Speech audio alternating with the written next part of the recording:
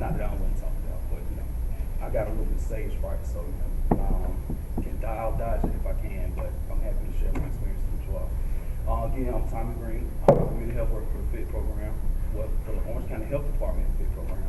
And FIT stands for Formerly Incarcerated Transition Program. It's a program that connects recently released individuals from incarceration that have a chronic condition with free health care, and also try to help them overcome some barriers they may face, like jobs, housing, and things of that such. So I guess I'm kind of a little bit short on time. I'm gonna make this as quick as I can. So one of the things I want to talk to you all about, I mean, I could stand up here. Well, I'm gonna tell you the most unique thing about the FIT program first. With the FIT program, all the community health workers are what they call justice involved individuals, meaning they've done some type of time.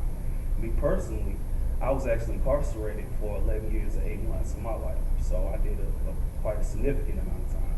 And I could stand up here all day long and I could tell y'all horror stories and try to scare you out of prison, this, that, and the third. But realistically, I mean, everybody watches TV. The stuff you see on TV is true. I'm gonna say it like that. Prison is a rough place.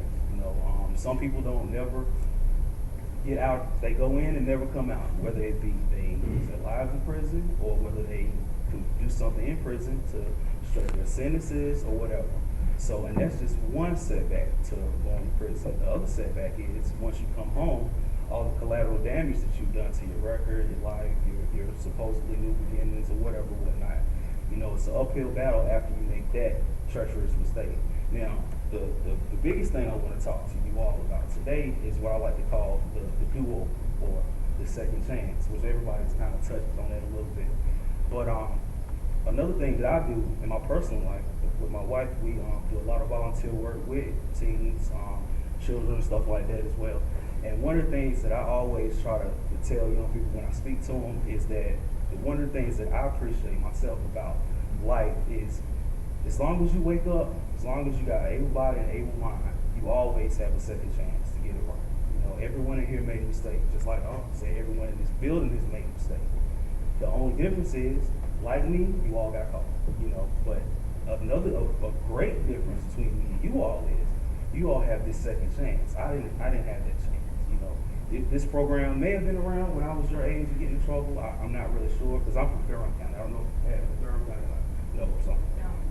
Not a Durham. So that this program wasn't even available in Durham anyway. So again, long story short, you have a second chance to get it right. And another thing that I always point out to people, that we're in America. This is the land of opportunity on the low. Whether we want to admit it or not, of course, it's bias, it's racial things all around us. But at the end of the day, with that clean record, you can do whatever you want. Another prime example I always use is Barack Obama. And that's not just because I'm a black man or anything like that, but I use him as an example because, everybody knows the African Americans' history. You know how we got in this country, where we came from. So to be able to make it all the way to the White House, that's a testament in itself that you can do anything and be anybody you want to be with a clean record. Of course, it takes that clean record to do a lot of the things that you really want to do, or to be in positions like that, of course. One more thing I'm gonna drop on y'all, and I'm gonna let you go. Another thing I do with one of the programs that me and my wife have, we have a program called Young Athletes. And in this program, we pair young people that want to work out or whatever with a mentor to take them to the gym. And we also have sports training and lessons that we teach to our children and teens. So one of my favorite sports is boxing. We have a boxing lesson class that we teach or whatever. And I always use it's one boxer in particular, one of my favorite boxers. Everybody probably knows Floyd Mayweather. One of the best boxers I think that ever boxed. Floyd Mayweather's record is 50-0, right? But 23 of those 50 were by decision, meaning it went the whole way. Meaning he didn't knock him out. He really boxed in all rounds. Now the significance of that is, one of the most beautiful things about Floyd, he's what you call a point boxer. He boxes for the points. He collects those points by landing those shots or whatever.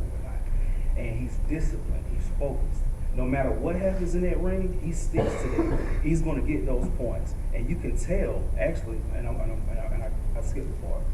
I got this from a motivational speaker that I listen to a lot, Eric Thomas, good guy, on YouTube, whatever. And he pointed this out about Floyd. He pointed out that, that Floyd is so disciplined that he sticks to getting those points, to win the match. And then I thought about it, and I went and looked back at some of his matches, and I really watched him, and that's what he really did. It doesn't matter how off or how rough the opponent is, he always sticks to that plan. His focus is amazing. So I say that to point this out to you all. Just focus. You can do exactly what Floyd does in that ring if you just focus and stick to the plan. And another thing that I noticed, he gets his opponents discombobulated by always sticking and moving and landing those punches. I remember one fight, you guys, any boxing fans in here might remember this, but one fight, he had discouraged the boxer so bad that when they hugged one time, the guy headbutted him in the face.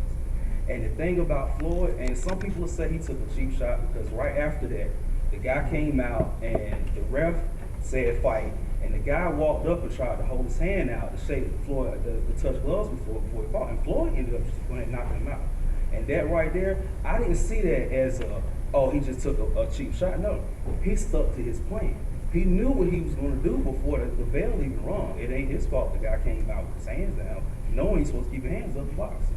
So again, long story short, moral of the story is stay focused, take advantage of this second chance, and you can be